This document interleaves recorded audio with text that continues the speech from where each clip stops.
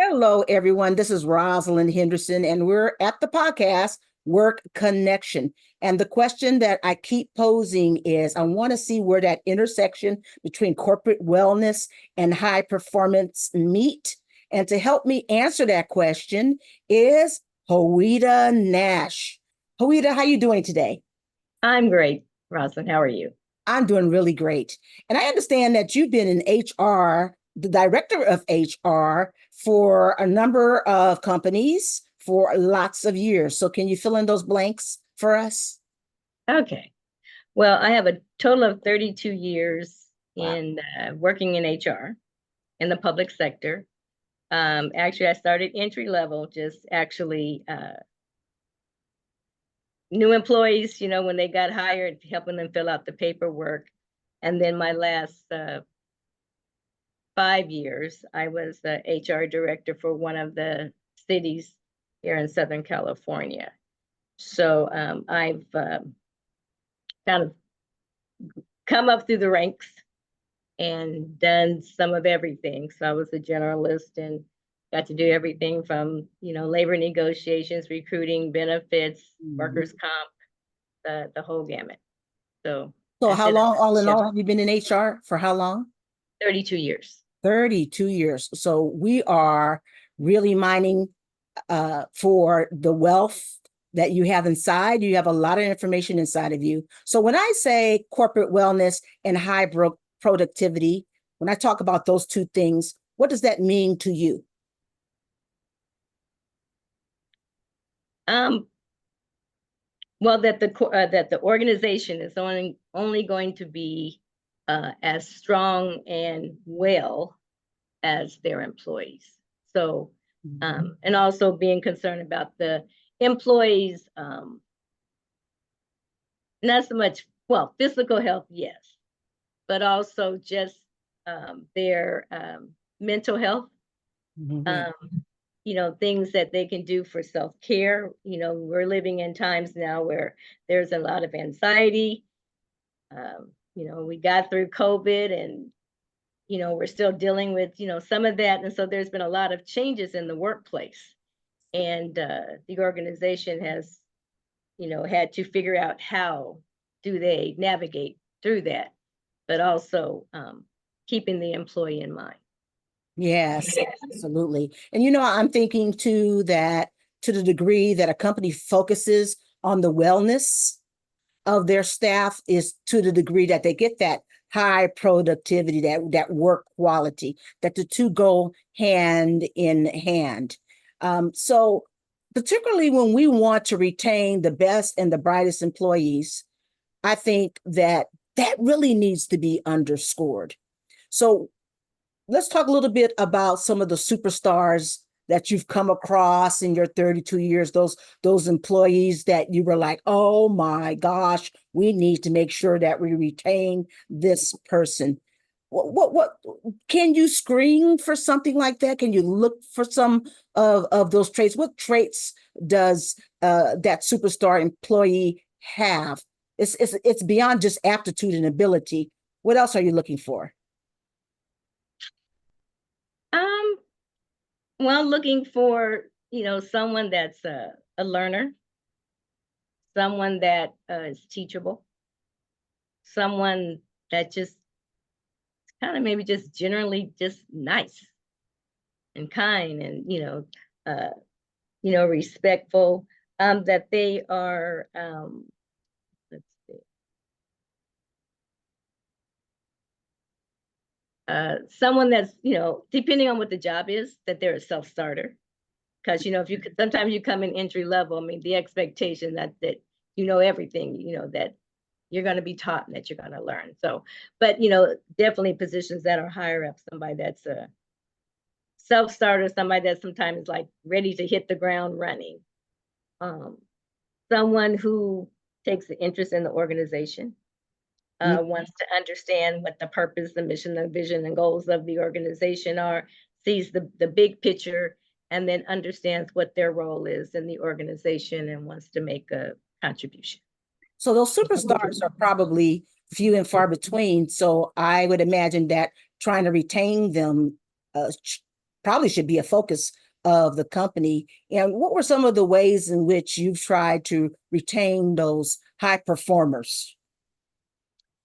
Well, some of the ways to try to retain them, obviously, with salary and benefits, and they needed to be somewhat comparable to similar size organizations or like organizations, because you always are competing, with those. And uh, let's see. I think for me, it's important that we give the employee feedback. So, Mm. you have your, um, performance evaluation, especially in that first year, that they're there, that you give them feedback about how they're performing, that praise them for things that are well done and things that you see that they may be having difficulty with, that you tell them about it, but you also um, give them the tools to be successful. Yeah. Um, You're mentioning some very important things because oftentimes we think as employees, as workers, that it's just about the salary, how much I can make at a particular company. That's important. But you're talking about intangibles such as, hey, can you give me my support? Can you give me the tools so I can be successful? You're mentioning things like, give me a high five, give me some accolades, some prizes, some recognition that I am doing a good job. How many times have I heard as a leadership trainer where that's missing and you have employees wondering, other than the evaluation, wondering if they're doing a good job day by day. And so some of those things become very, very, I think, important for all employees, but particularly when you're trying to retain the best and the brightest. So, with that thought, what kind of incentives or incentive programs did you have in place for your staff? well, as HR, we did have a employee recognition program. So either, employees could uh, recommend their peers, for an award, or department heads, they also sometimes had their internal ways of recognizing employees. But of course, you have employee of the year and, and department head of the year and things like that. Um, so, we had those type of recognition programs. Um, but aside from that, there was also the ability to advance. Mm-hmm. So recognizing, people's skills and actually encouraging, an employee who has a certain skill set to, here's a position that's come open, gives you an opportunity to advance up, to advance to say a lead position, supervisory, maybe even a management position. Um, and you know, do things also to help them to be able to be ready. Yes. So, but encourage them to apply for those positions. And I think it's important that um, as a, it was important as a department head, but even if you're just a supervisor, to get to know your employees and know what their strengths and weaknesses are, and do things, if they have a certain kind of skill set that maybe you don't have, you take and use them for that. So an example, I had a millennial in my department. Um, I'm not good at doing Excel spreadsheets. And so for me to sit there and take the time to do it, I'd be there for hours. But I recognize, they're the group that, basically they've, grown up, you know, uh, with technology. So Yes. they're not afraid of, and they can do it. And so basically I just gave him, this is what I want. This is, how it needs to look. I really don't care how you get there, but this is what it needs to look. So, but recognize he had that skill set, so look, maybe 20, 30 minutes later, he comes back with it, where I would have been sitting there, spending more time. But, as a department head, you have to recognize your employees' strengths, and you need to do things like that where they see that you recognize them, but or also that you're giving them maybe other tasks to do, that helps to grow and develop them. Because my job was, I needed more time to just be able to spin on the big picture rather than getting caught in the minutia. So, those are the things that I pass on that can help for growth and development, Wow. of the employee. That's so right on because I know statistically speaking that those employees who are most disengaged are the ones who are not using their strengths. So they're going through the daily ho hum, doing the same kinds of things, and they get disengaged. But on the other hand, those who plug in are the ones who are able to recognize, or you help them recognize. Your job is to help them, Haweda, to recognize that, oh, I have this talent that I need to grow. I need to become a leader in this area because I have a talent there. Those are the ones who are most engaged, and especially when you're talking about retaining, again, the best and brightest. You want to have that focus. And I want to go a bit backwards. I want to talk a little bit more about your reward system that you had. You talked about the employee of the month that you gave an award for. What was the criteria for that? Was that something that you walked into, or you created your own reward system when you became HR?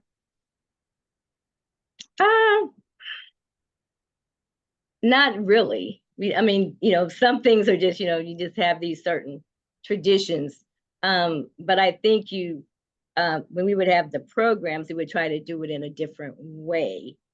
So, that we were really, you're just not picking out somebody that's popular and everybody likes, but that you could really, whether it's the department head or whether it's an employee that's, doing the recommendation, that you've actually kind of outlined, what this person has done, how they have, what impact they have made in the organization and things like that. So, what kind of things would you give as an award? Were there plaques? well, Were yeah, there? we gave plaques, plaque certificates.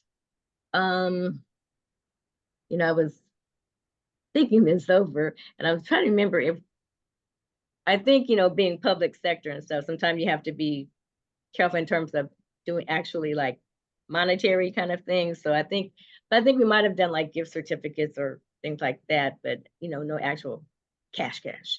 Um, And what was the response? What was the response of the employees?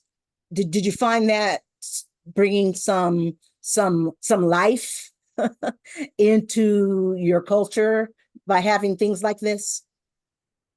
well, I think for our employee recognition, we combined it with our like Christmas, you know, uh, annual Christmas thing that we had for all the employees. So number one, you already had an audience, of people there, but it was a way to showcase and spotlight, the different individuals and the things that they had done.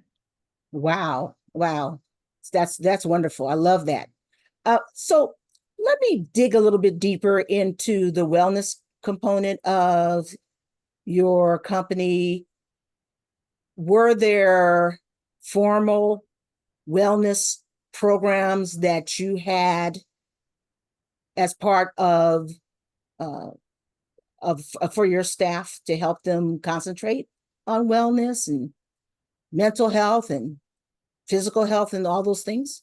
Well, one city I worked for, and this was we had the position that we had. It was very unusual position. Most of the other cities didn't have this position, but we actually had a EAP um, counselor or professional. And so, Excuse me, Haweda, EAP stands for? employee assistance program. Mhm. So, um, and so they were able to actually go to her, and it's confidential. And her office was, kind of set off in a place that, you really couldn't see if people were going in her office or out of her office. So it was confidential if people wanted to go there for counseling or whatever situation that they had. I mean, it could be work related, it could be personal. Mhm. They were able to go to her, and she would, assist them and also provide other resources for them if necessary. It was also available to their family members.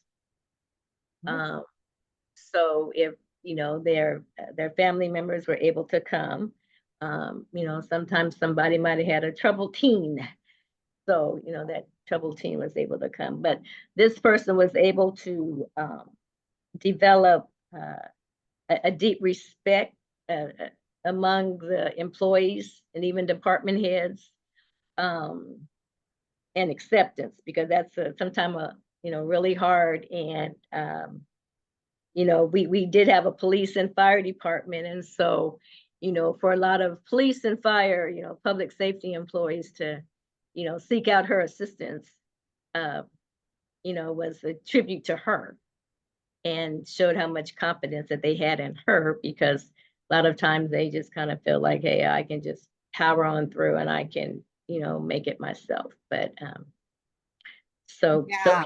that program, which was very unusual for cities. Other than that, most cities did have, they outsourced employee assistance, the program. Right now I can't remember the different names of one, but then they could, we would give them as a reference, and so they could schedule an appointment. But to have an actual employee on site, to do that same thing was different. So Well, I love that idea. And I know that that probably was some years ago, but especially since the pandemic, it just seems that mental health issues, physical health issues, and all of that, of course, they come to play in the workplace. And I'm finding more organizations building the EAPs, or creating challenges, physical challenges. Let's walk together at our lunchtime. Let's have a focus on wellness as a component and part of their companies. And I think that sort of integration with wellness is so critical to the success. It's a predictor of success, I believe, with the employees, and in terms of their energy, in terms of their mental health and outlook. So bravo for you, getting involved with that. So let me ask you this question.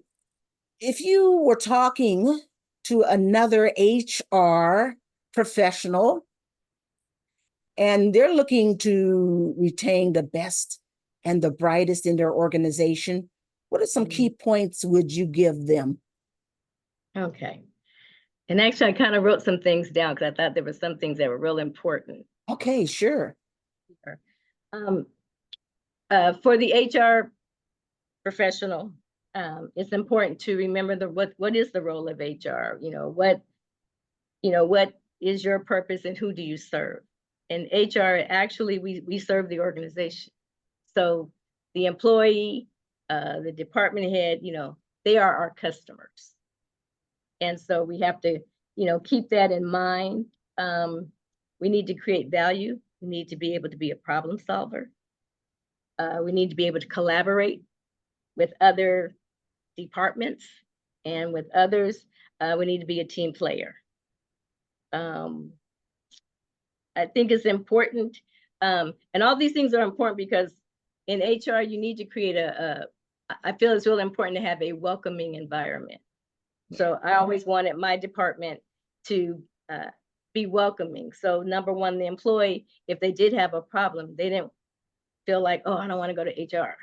They felt comfortable in coming there and saying, okay, this is my problem, or I'm having a problem with, my supervisor, what can you do to help me?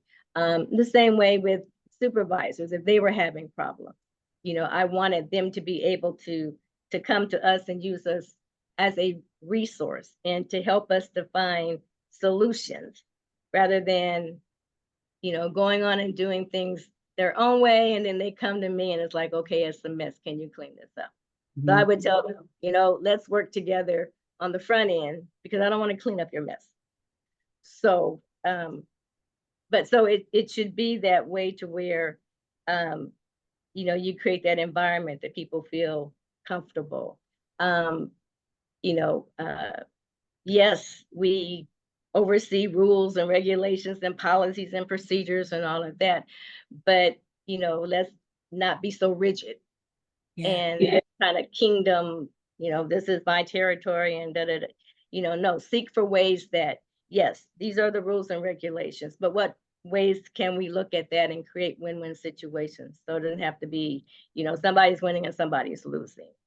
So I think that's really important.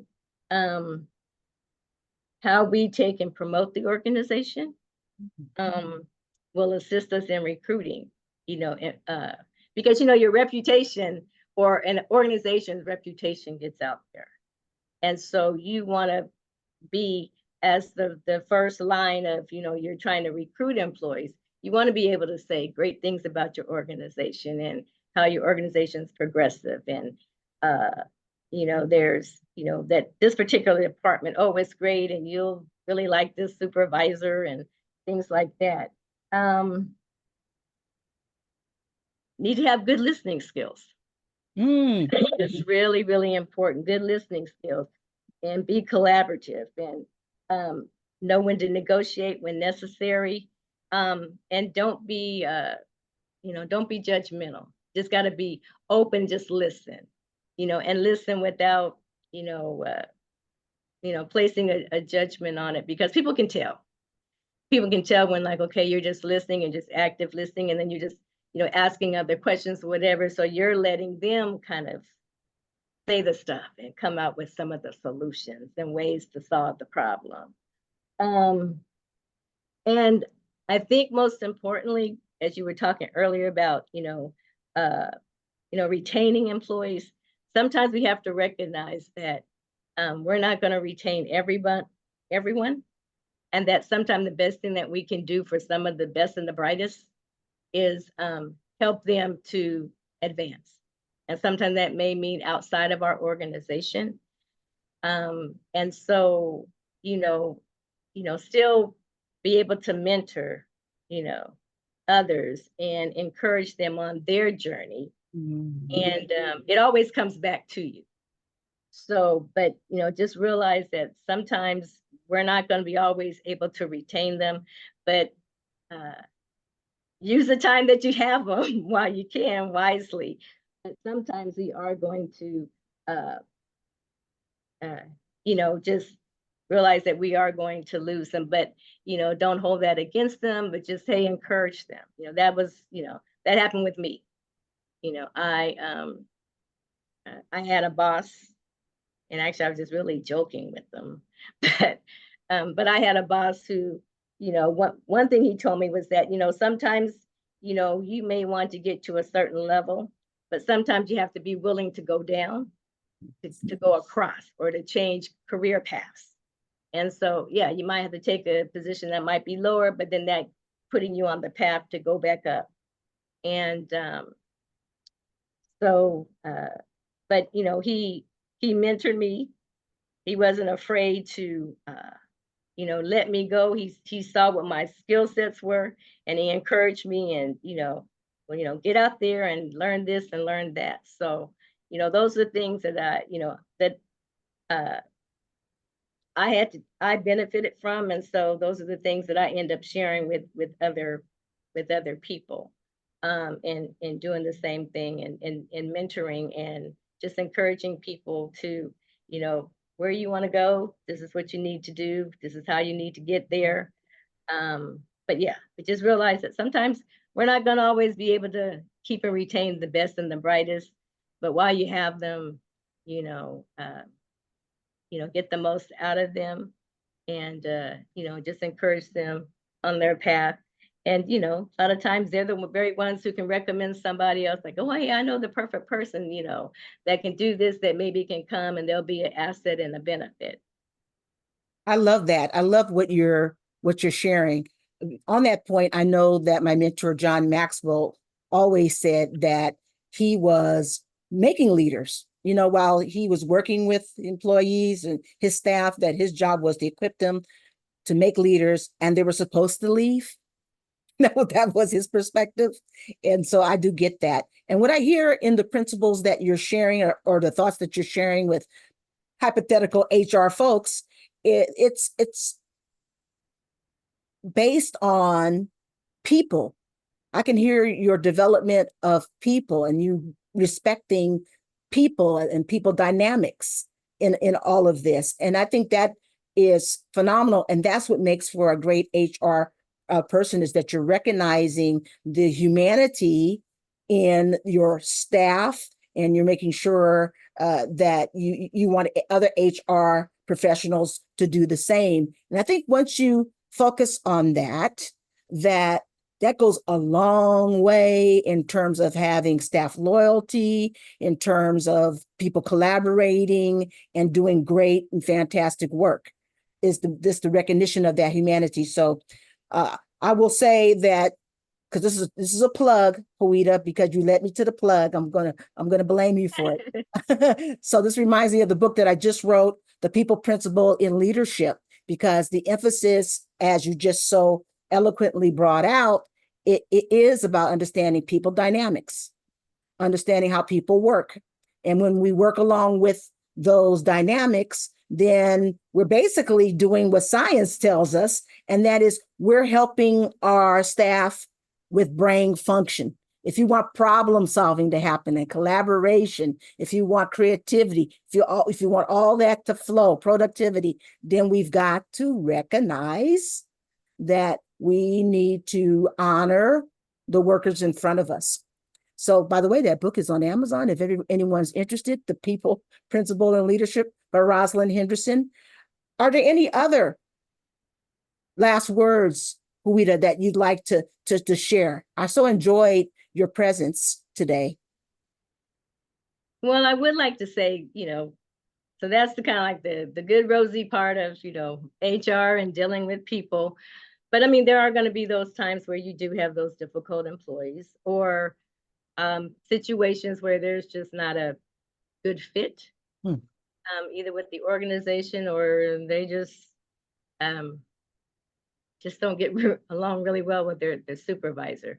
And so there are times, where there is the disciplinary, portion of it, or, that might lead in maybe a suspension, or it could lead sometime in termination. And I would just say that I always thought about, whenever I dealt with those situations, I always tried to do it with grace. And grace, recognizing that, you still want to give this person dignity. You still want to, try to go, because the process is painful, especially if it's like a long-term employee or different thing like that. And then, just always, thinking about your own stuff, like how would you want, how would I want someone to, tell me or deal with the situation. So, I always wanted to do it with grace. And I always liked the difficult situation, because I always try to figure out a way to, how can I kind of, win them over, or, especially if I had a difficult department head or supervisor that I'm dealing with, how can I win them over? And sometimes kind of like win them over without them really recognizing that I'm winning them over. Yeah, you make a like they were winning, But but I would just say, no matter what, and especially when you're dealing with HR, you're dealing with people. Yes, I mean, yes. that is your job. Your job is, you're dealing with people, and people who, sometimes they have bad days, sometimes they have good days, but we all have different personalities. We all approach things, in a different way. We all learn differently, and so you just have to recognize the differences and be able to find a way to help to bring out the best in a person, so that they can be an asset to your organization. Well, thank you, Haweda. I so appreciate, again, you coming on and sharing your 30 something years of wisdom. And with that, everyone, we're going to bid you adieu. Thank you for showing up and spending some time with us.